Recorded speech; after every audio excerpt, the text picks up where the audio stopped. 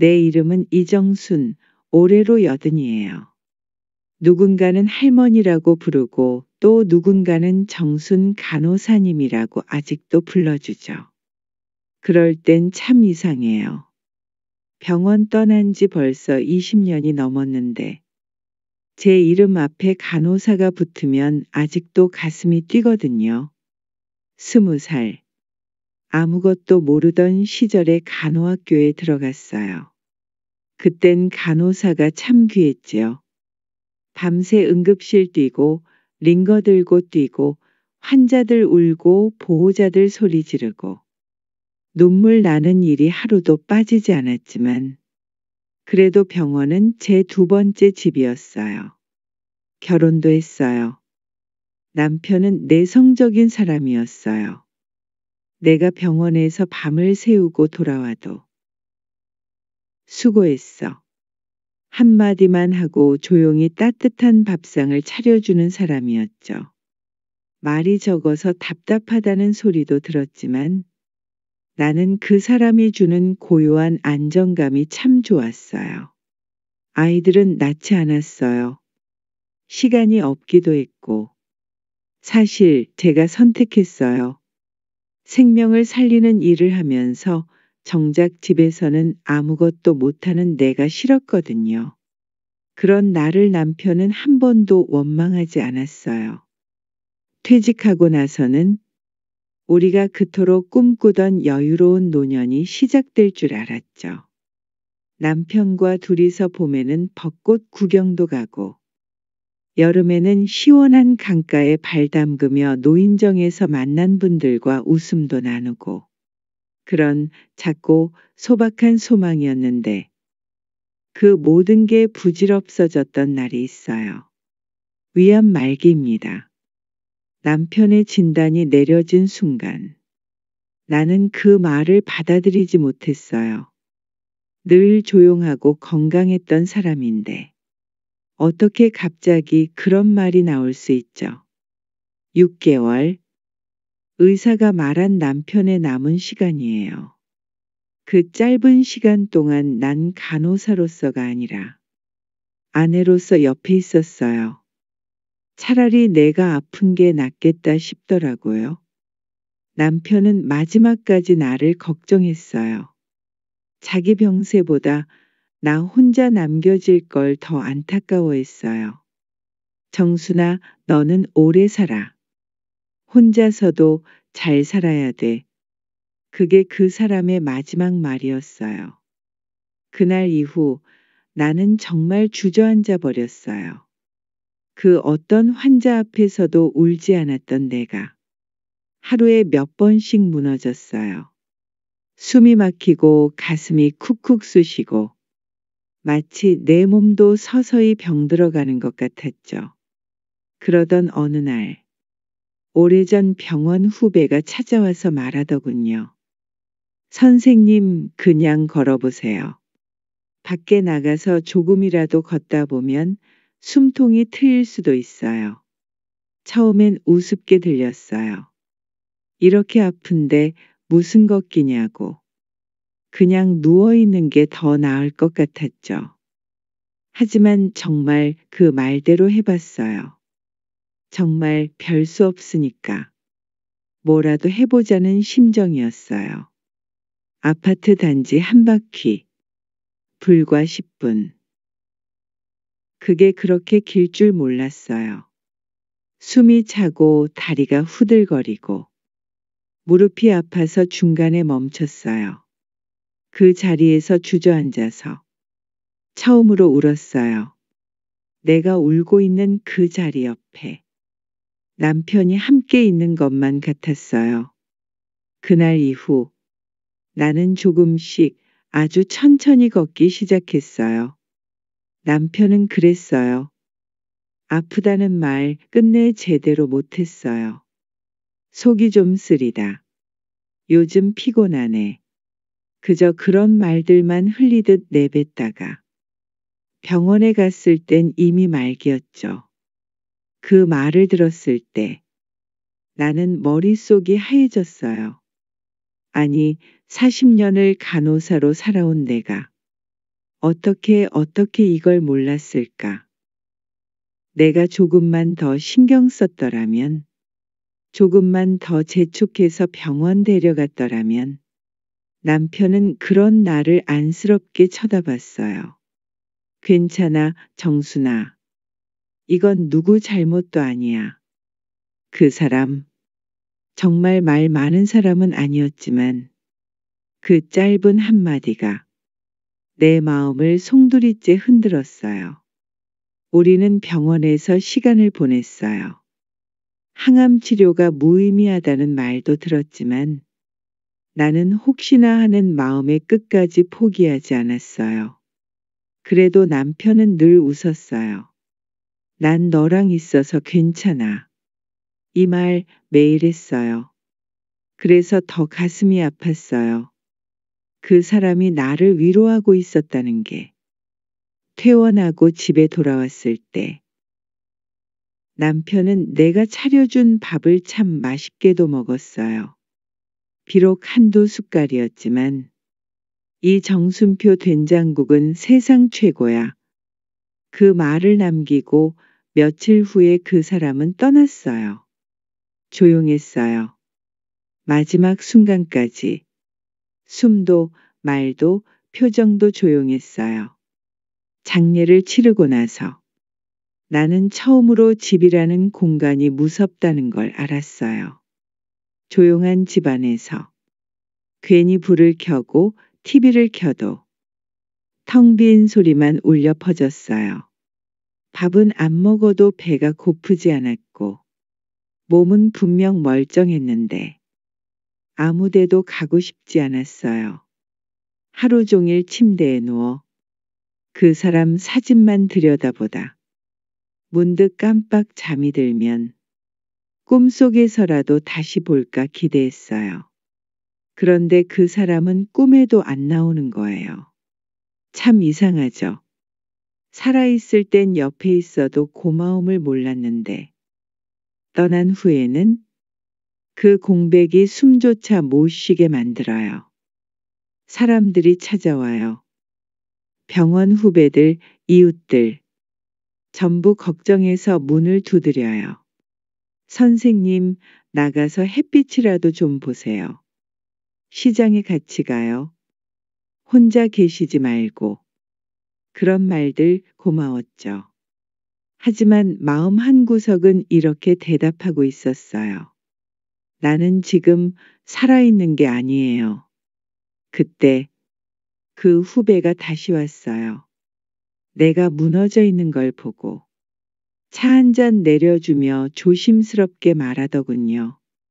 선생님, 예전에 저도 엄마 보내드리고 많이 힘들었거든요. 그때 제가 시작한 게 있어요. 아무 생각 없이 그냥 걷기요. 하루 10분이라도 걸으면 숨이 조금은 트이더라고요. 걷기라니. 그깟게 뭐라고. 그런데 그날 밤 남편 사진을 보는데 그 말이 계속 맴도는 거예요. 하루 10분이라도. 그 사람은 떠나면서 너 혼자서도 잘 살아야 돼. 그 말을 남겼죠. 그래요. 내가 이대로 무너지면 그 사람 마음이 얼마나 아플까. 그 사람은 내가 혼자서도 웃을 수 있길 바랐을 텐데. 그 다음날 아침 나는 운동화를 꺼냈어요. 거의 2년은 안 신은 신발. 먼지를 툭툭 털고 처음으로 문을 열었어요. 찬바람이 얼굴을 스치고 햇살이 눈부셔서 잠깐 눈물이 났어요. 걷는다는 게 별거 아니라고 생각했는데 그날은 발걸음 하나 떼는데도 심장이 벌렁벌렁 뛰더라고요. 이게 뭐라고 이렇게 벅차지. 단지 한 바퀴. 정말 아파트 단지 한 바퀴 돌고 돌아왔는데 그날 밤 잠을 아주 깊게 잤어요. 그리고 그날 처음 남편이 꿈에 나왔어요. 말도 안 하고 그냥 멀리서 웃고만 있었어요. 그 사람 미소가요. 이상하게도 잘했어, 정순아 그렇게 들렸어요. 그날 이후 나는 매일 아침 운동화를 꺼내 들었어요. 처음엔 단지 한 바퀴 돌고도 숨이 턱에 찼지만 한 바퀴라도 어제보다 나아졌으면 하는 마음으로 천천히 조심조심 걸었어요. 그런데 말이죠. 걷기라는 게 생각보다 참 솔직한 일이더라고요. 전날 저녁을 부실하게 먹었으면 다리에 힘이 없고 잠을 설쳤으면 발끝부터 욱신거리고 마음이 가라앉은 날엔 아예 현관문조차 못 열겠는 날도 있었어요. 나 뭐 하는 거지? 길거리에 앉아 스스로에게 물은 적도 있었어요. 하지만 그럴 때마다 남편 사진 속 그 눈빛이 떠올랐어요. 혼자서도 잘 살아야지. 그 말이 머릿속에서 맴돌면서 나는 어쩔 수 없이 다시 일어났어요. 어느 날은 걸음걸이를 지켜보던 경비 아저씨가 물었어요. 요즘 자주 도세요, 정순 할머니? 어디 좋으신 일 있으세요? 나는 웃으면서 대답했죠. 그냥요, 살려고요. 말하고 나서 좀 놀랐어요. 그 말이 진심이었거든요. 그때부터였어요. 나는 살려고 걷는 사람이 되었어요. 시간이 지나니 조금씩 달라지기 시작했어요. 숨이 덜 차고 다리가 덜 아프고 무엇보다 마음이 덜 무거웠어요. 세상이 나를 짓누르던 무게가 조금은 걷는 동안 풀리는 기분이었죠. 그때부터 하루 2바퀴로 늘렸어요. 아침 1번, 해질 무렵 1번. 해가 기울어가는 길 위를 걷는 건 참 묘한 기분이에요. 혼자서 걷는 시간엔 세상이 조용해지고 그 속에서 남편 목소리를 상상하게 되더라고요. 정순아, 오늘은 몇 바퀴 걸었어? 넘어지진 않았지?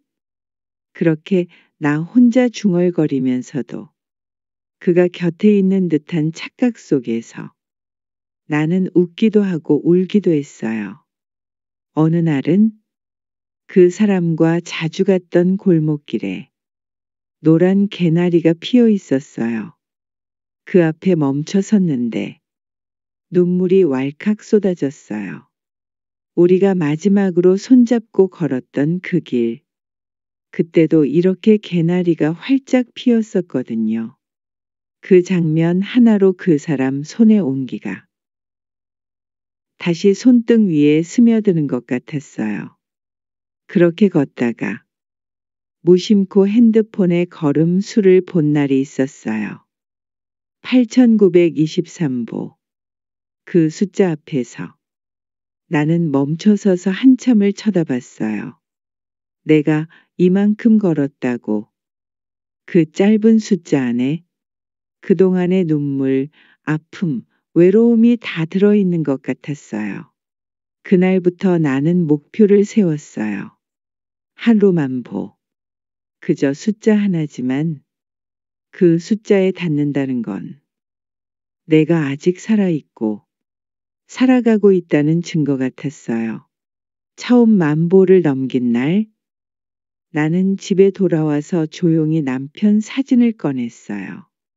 그리고 말했죠. 나 오늘 10,000보 넘었어. 당신 말대로 나 혼자서도 잘 살아가고 있어.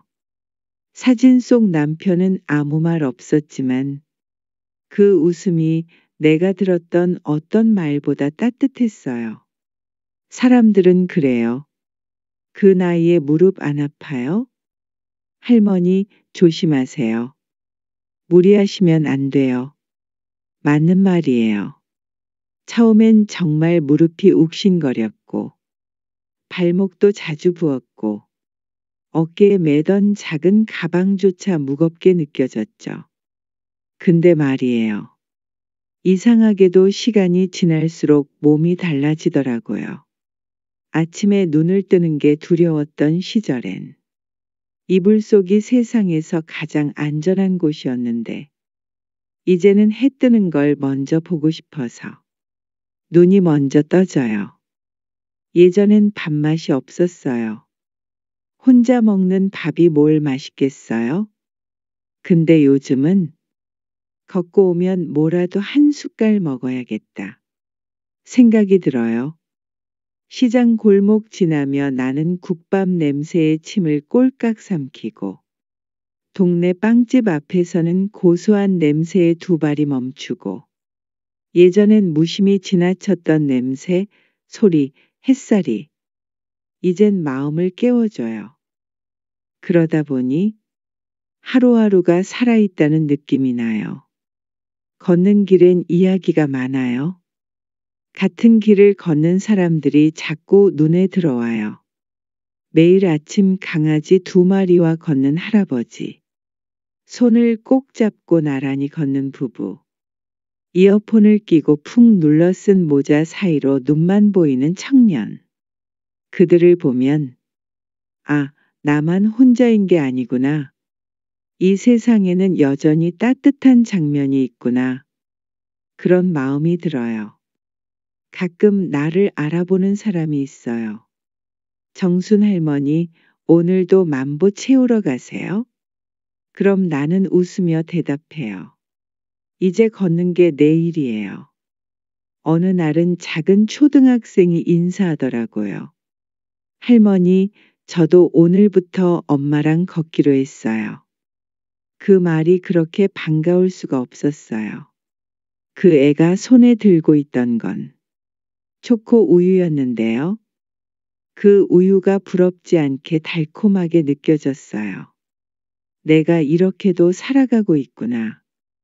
사람들과 눈을 마주치고 인사를 나누고 혼자인 줄 알았던 길에서 같은 리듬으로 걸어가는 이들이 있다는 걸 몸으로 느꼈어요. 걷다 보니 마음도 조금씩 걸음을 떼기 시작했어요. 처음엔 남편 생각만 하면 울컥했는데 요즘은 그 사람 생각하면서 웃기도 해요. 그 사람과 함께 걸었던 기억이 이제는 나를 슬프게만 하지 않아요. 오히려 다시 힘을 내게 해줘요. 그 사람이 곁에 없다는 건 여전하지만 그 사람이 내 곁에 없다고 느껴지진 않아요. 걸으면 그 사람이 내 옆에 걷고 있는 듯한 기분이 들어요. 손등에 닿는 바람, 노란 개나리, 새벽의 찬 공기, 햇살에 반짝이는 도로. 이 모든 게 그 사람의 목소리 같기도 하고 눈웃음 같기도 해요. 나는 이제 안다고 생각해요. 걷는다는 건 잃어버린 나를 다시 찾아가는 일이라는 걸요.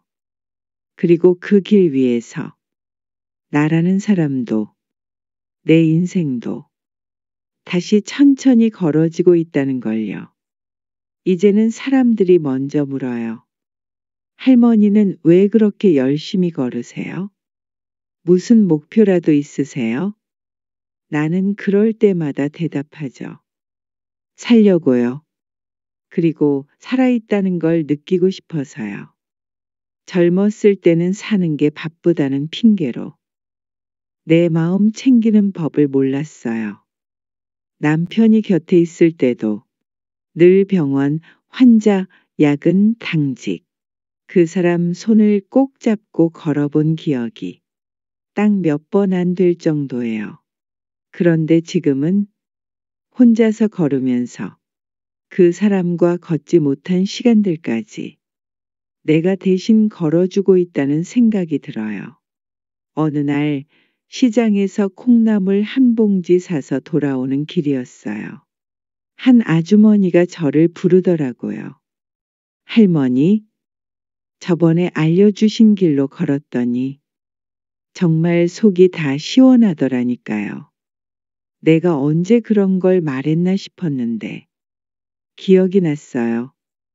며칠 전 그 아주머니가 힘들다며 말동무 삼아 걸었던 날, 나는 그저 내 얘기를 했을 뿐인데, 그게 누군가에게 위로가 되었다는 거죠. 참 묘했어요. 내가 걷는다는 이 단순한 행위가 누군가에게는 살고 싶다는 마음을 만들 수 있다니. 그날 이후로 나는 하루 10,000보를 더 단단히 채워요. 이제는 걷는 일이 내 직업이고 내 인생의 마지막 사명이에요. 누가 묻더라고요. 할머니, 외롭지 않으세요? 혼자 사는 게 겁나지 않으세요? 물론 가끔은 조용한 집이 쓸쓸해요. 밤에 침대에 누우면 익숙한 체온 하나 없는 공간이 차갑게 느껴지기도 하죠. 하지만 말이에요. 진짜 무서운 건 혼자가 아니라 마음을 닫고 사는 거더라고요.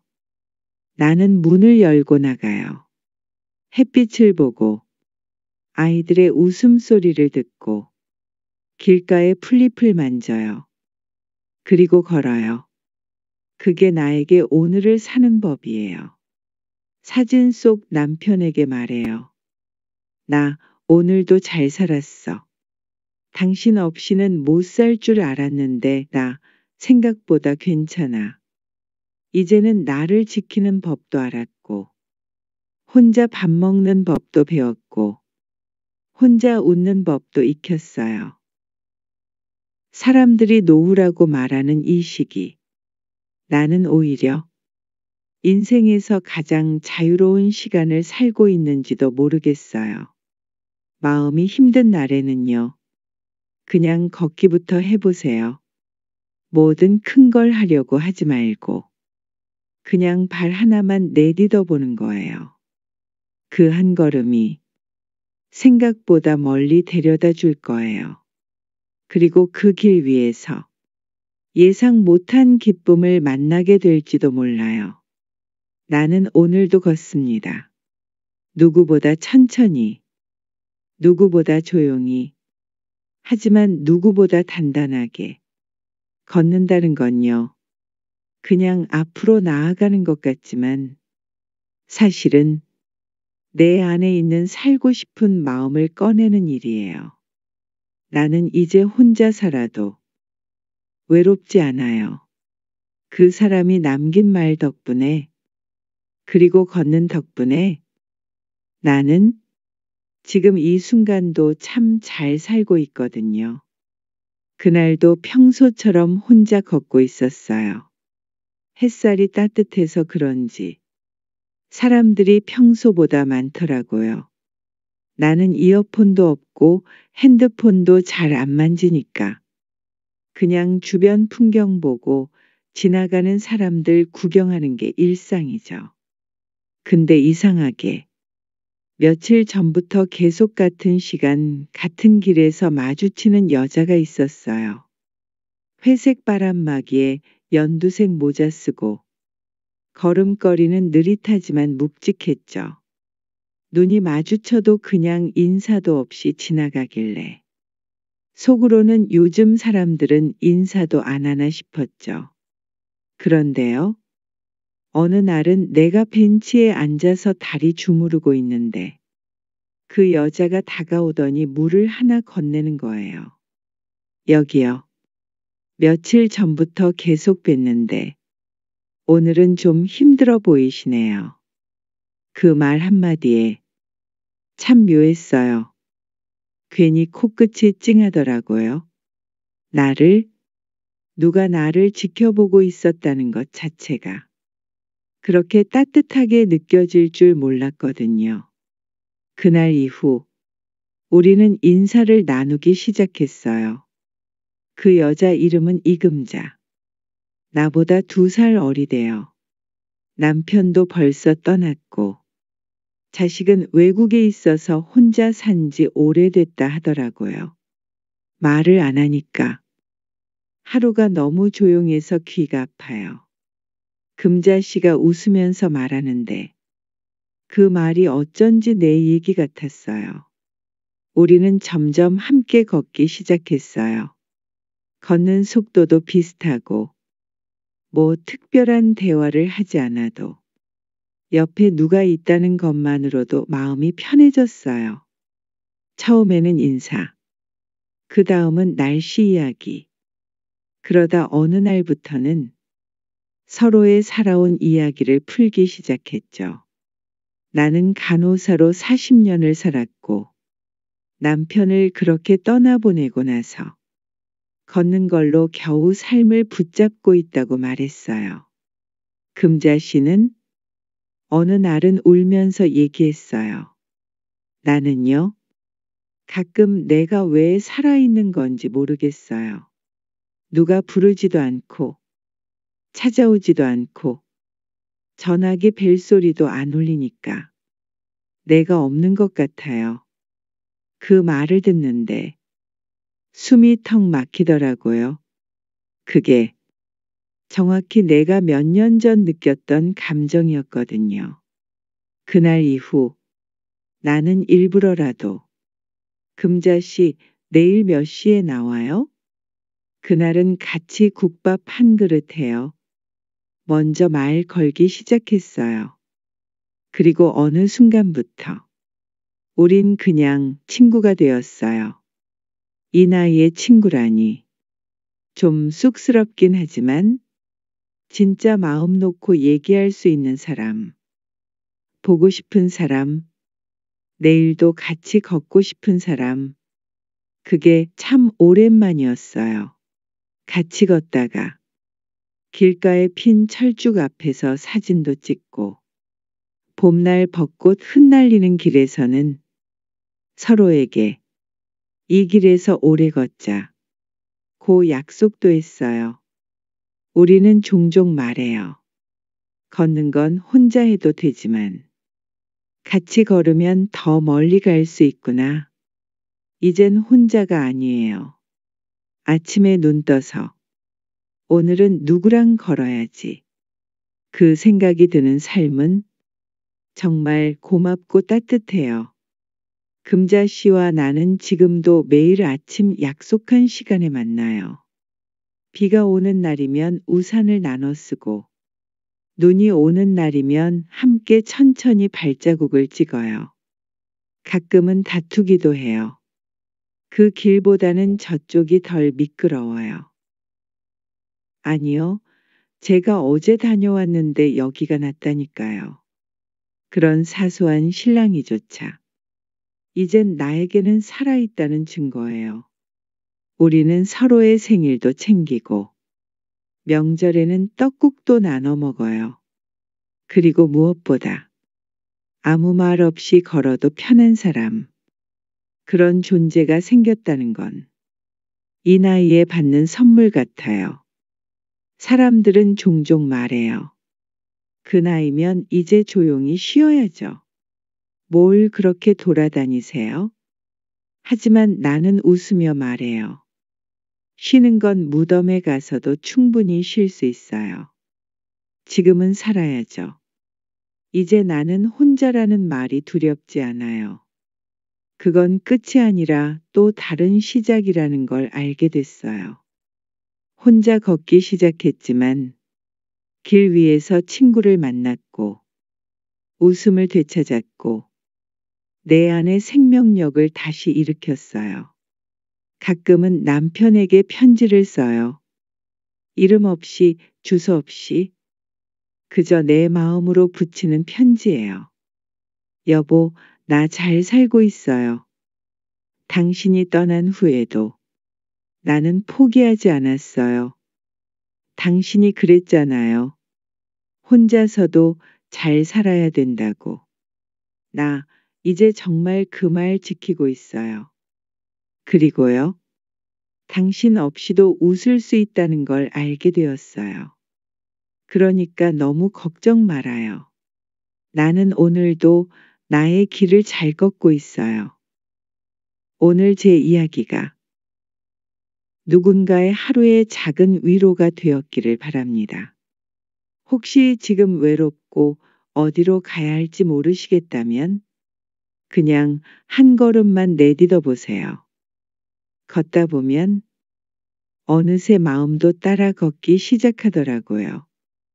그리고 그 길 끝엔 생각지도 못한 따뜻한 인연이 기다릴지도 모릅니다. 끝까지 함께 걸어주셔서 고맙습니다. 이야기가 좋으셨다면 구독과 좋아요로 다음 걸음에 함께 해주세요. 우리 다음 이야기에서 또 만나요.